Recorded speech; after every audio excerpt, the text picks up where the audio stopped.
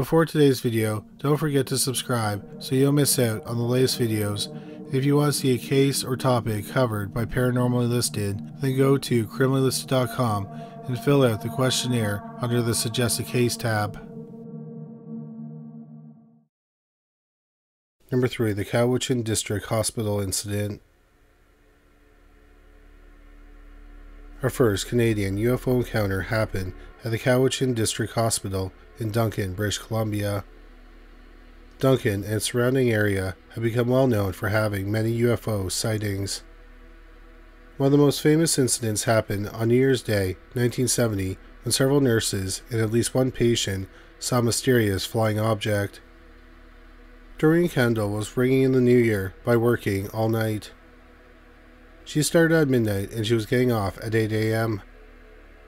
Around 5 a.m. she was working alongside her fellow nurse, Frida Wilson. The two were checking in on patients together. In one of the rooms, Kendall opened the curtains. When she did, she saw a very bright light coming from an object hovering about 60 feet above the ground and 40 feet from the window. She reported that the object was about 50 feet in diameter. She made this calculation because the object was hovering in front of the children's ward, and she counted how many windows the object covered. The object was rounded, silver, and had many lights. Doreen Kendall's reported to have said it was, quote, so big and bright I could see everything clearly. She said there was a dome on top and in the middle of the object. The dome was clear and she was able to see inside. Furthermore, Doreen reported that the object was angled down, so she had an excellent view of the goings-on inside the object. She said she saw two creatures inside. They were humanoid in shape and size. They were about 6 feet tall. She said their faces were covered with some sort of helmet or material. She could see the skin on their hands, and it resembled human skin. They were also wearing dark suits. Despite having stools close to them, they were standing. At first, the two beings didn't notice Doreen Kendall. They were looking at the controls in front of them and seemed very focused on them. Kendall said that eventually one of the creatures looked up and saw her. The creature saw her put its hand on the other creature, and the object started moving. Before they flew away, Kendall called over Frida Wilson.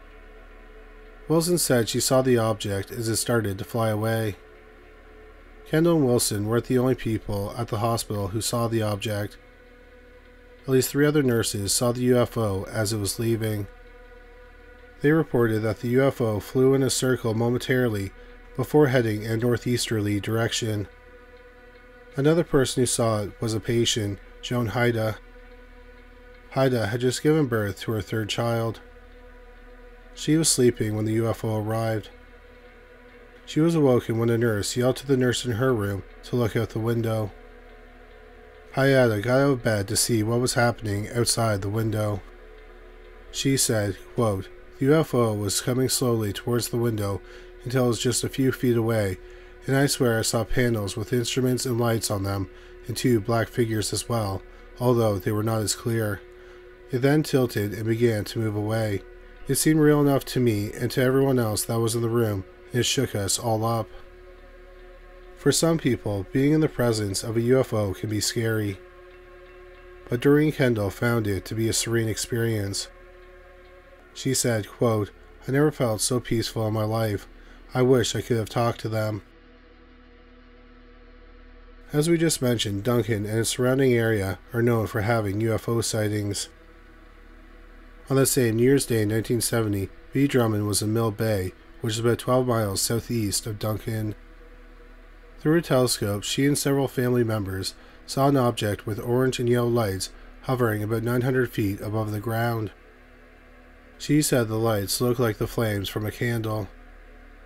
It's not known if the object that they saw was connected to the UFO at the hospital. People who were not at the hospital have theorized that what the people saw was a helicopter. But the object was close enough to the building that if it had been a helicopter, they would have recognized it as such. Also, helicopters make a lot of noise, and the aircraft they saw was silent. It's also possible that the UFO was simply a prank. Dan Hughes, who lives in the area, said that Les and Renee Palmer, who lived in a house that bordered the hospital, prepared the prank. They made the object by taping two pieces of very light wood together in the shape of a cross. Then they tied 4 strings to the ends of the wooden pieces. Candles were placed on the arms of the cross. Then a plastic dry cleaning bag was placed over the cross and tied off at the top where the hanger comes out. The strings on the cross were tied to the bag. The bottom of the bag was left open. Then they filled the bag from the bottom with air from a hairdryer. Once it was full of hot air, they lit the candles. It then floated towards the hospital. Dan Hughes also has an explanation as to why people thought they saw people or aliens in the object. He said that from a distance, the pattern on the bag may have looked like humanoid figures. But there are problems with Hughes' story. For example, the pranksters can't validate his story because they are dead. Plus, the witnesses are sure they saw things like lights on panels and the figures in the UFO moving. Also, Doreen Kendall said that the object was 50 feet in diameter, which is a lot bigger than a dry cleaning bag. Joan Haida, the patient who saw the object, doubts it was a prank. She doesn't believe it was a plastic bag because everyone who saw it was shocked by it. So we may never know what people saw flying outside the Cowichan District Hospital on New Year's Day, 1970. Number 2. The Shag Harbour Incident. For our next entry, we're going to the opposite coast of Canada from Duncan to Shag Harbour, Nova Scotia. Around 11 p.m. on October 4th, 1967, several of Shag Harbour's residents saw orange lights flying around the sky. Suddenly, the lights fell from the sky and seemed to crash into the Atlantic Ocean. Many people reported seeing the lights, including fishermen and officers with the Royal Canadian Mounted Police, also known as the RCMP. A group of teenagers also watched the lights as they dropped into the water. They called the RCMP, believing they had just witnessed a plane crash. Witnesses believed it crashed into the water about half a mile from the shore. People drove their boats out to the area. When they got there, the object was already underwater. There was colored foam on the surface of the water. Lori Wickens, a resident of Shag Harbour and one of the teenagers who called the RCMP that night, has talked about the incident to several media sources. He said, "We see 4 lights in the sky and over the land here. We thought it was a plane and never paid no attention, more or less just watching the lights go on and off." There were several attempts to retrieve the object. Even divers with the Royal Canadian Navy looked for the object. But after several days of searching, they found nothing. One thing that adds to the bizarreness of the situation is that within the same month, there have been 2 other UFO sightings in the area. The RCMP investigated the situation. They thought it was probably a plane or helicopter that crashed. They checked with 2 agencies, the Rescue Coordination Center in Halifax, Nova Scotia, and the NORAD radar in Bascario, Nova Scotia. But they said that no aircraft went missing the night of the incident. Officials with Canada's Defense Department wrote a memo about the incident 36 hours after it was reported. In part, it reads, "A preliminary investigation has been carried out by the Rescue Coordination Center in Halifax. It has been determined that this UFO sighting was not caused by a flare, float, aircraft, or in fact any known object." 2 researchers with the Mutual UFO Network, aka MUFON, Chris Stiles and Doug Ledger, investigated the case. They spoke with several witnesses and people who were knowledgeable about the incident. They were told that after the object crashed into the water, it traveled 25 miles underwater to Government Point. It stayed there for some time, and the Royal Canadian Navy observed it. Then, underwater, it met up with another UFO. They traveled together under the water for a bit, then they shot out of the water. They flew off together into the sky. The theory is that the first UFO had some type of problem, and the second UFO arrived to help the first one. Many people are convinced that the object is alien in nature. There's a UFO museum in Shag, Harbour and an annual festival in the town. However, there are some non-alien explanations for what occurred that night in 1967. The Shag Harbour incident happened during the space race and the Cold War. So some people think it's either the work of the Americans or the Russians. They think it's possible that the light that fell from the sky was some type of spy technology. Plus, there were reports of Russian submarines in the area at the time. Also, Americans were testing top-secret devices in the area.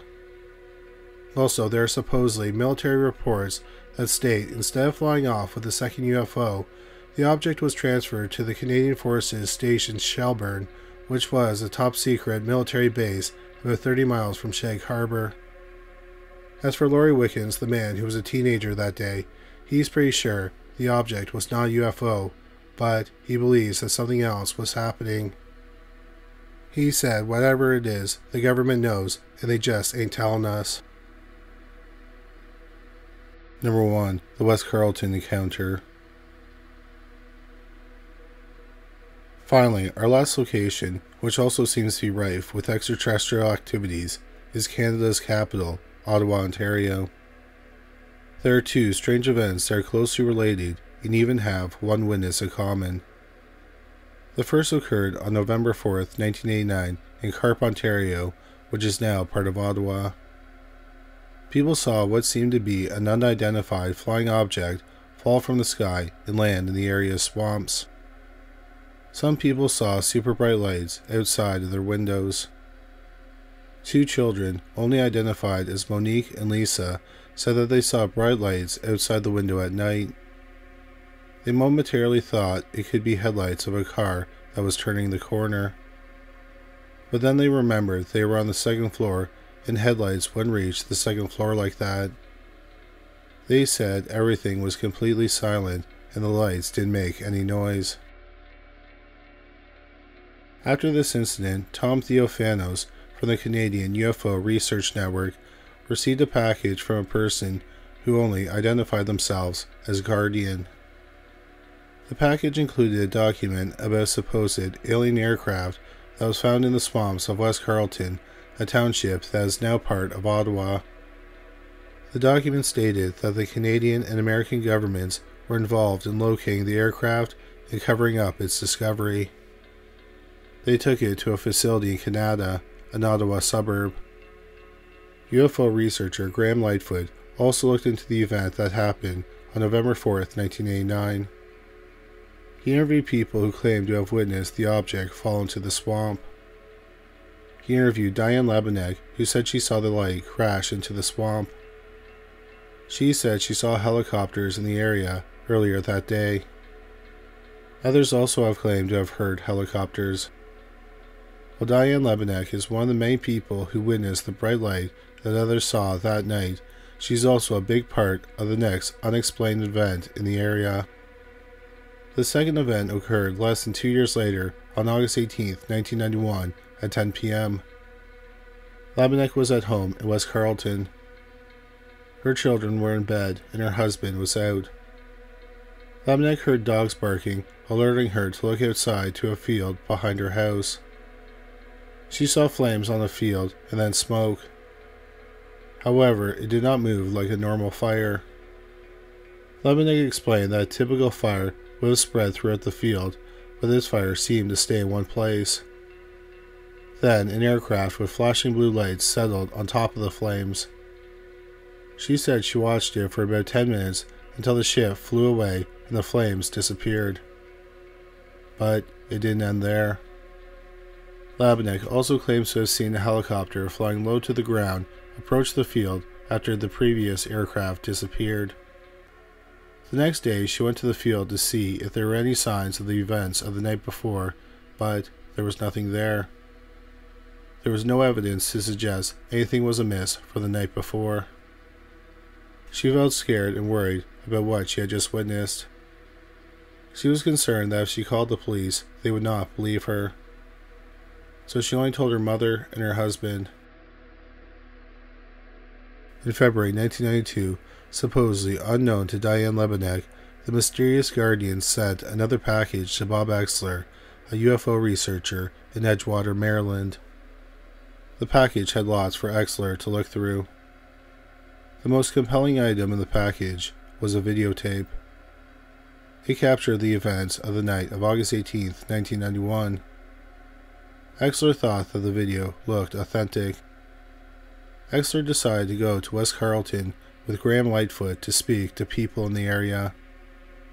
They spoke with Diane Lebenek, and she told them what she saw. She supposedly had never seen the video before, but her description of the event matched exactly what happened in the video. Other people who saw the video were convinced it was authentic. Dr. Bruce Maccabee, an American Navy physicist and photoanalyst, was convinced the video was real. Dr. Robert Nathan of NASA's Jet Propulsion Laboratory said that the video couldn't easily be explained away and that it's difficult to say that it wasn't completely unauthentic. Aspects of the video that made it seem genuine include the size of the aircraft. It was about 20 to 30 feet in diameter. Maccabee said it was too large to be fake. If it were staged, someone probably would have seen them setting things up in the hours before the video was recorded. While many experts claim that the video seems authentic, some questions surround it and the rest of the package. For example, there is a being seen in the video, but it appears to be human, not alien. Exler wonders, with footage that looks so realistic, why would there be something like that in there that would diminish its integrity? Also in the package were military documents, photos, and a map. Exler and Major N.J. Patterson of the Canadian Forces think that the documents don't look authentic. Apparently, there are many spelling and grammatical errors in the documents which wouldn't have appeared in official documents. Another major problem, which would help validate or disprove the authenticity of the video and the other items in the package, is that the mysterious Guardian has never been identified. Exler wonders if Guardian was somehow involved in the incident, since he was ready for the event with his video camera on the night it happened. In November 1992, Lightfoot met Bobby Charlebois, who lived in the Ottawa area and was very interested in UFOs. Also, in the past, he had called himself Guardian. Charlebois was also friends with Diane Lebenek. It turned out that the package Bob Exler received had a fingerprint on it. Exler and Lightfoot tried to get Charlebois' fingerprint, but he avoided them. It's unknown if they could compare his fingerprints to the one on the package. Also, there were questions surrounding Diane Lebenek's involvement. She claimed that she wasn't interested in UFOs, but when Unsolved Mysteries went to her home in 1992 to do a story on the event, they discovered she owned books about UFOs. Some also point out that her nephew owned a white pickup truck that was about the same size as the object that supposedly landed in the field. Bob Exler ended up retiring from UFO investigations in September 1994. Many people in the UFO community weren't happy with the way he handled this case and another alleged UFO sighting in Gulf Breeze, Florida. Ultimately, the Mutual UFO Network in Ontario, aka the MUFON, concluded that the whole 1991 event in West Carleton was fake. They believe that Lebenek's nephew's truck with lots of lights and other special effects made the truck look like a flying object. They argue that Lebenek was an accomplice and that Charlebois was somehow involved. They also believe that Exler knew what happened was fake. However, Diane and Exler maintain that what happened that day in 1991 was authentic. It should be noted that while MUFON thinks that the second event is most likely fake, they said that the sighting in 1989 is an authentic UFO sighting. Thank you so much for watching this video. We hope you found it interesting. If you did find it interesting, please make sure you subscribe.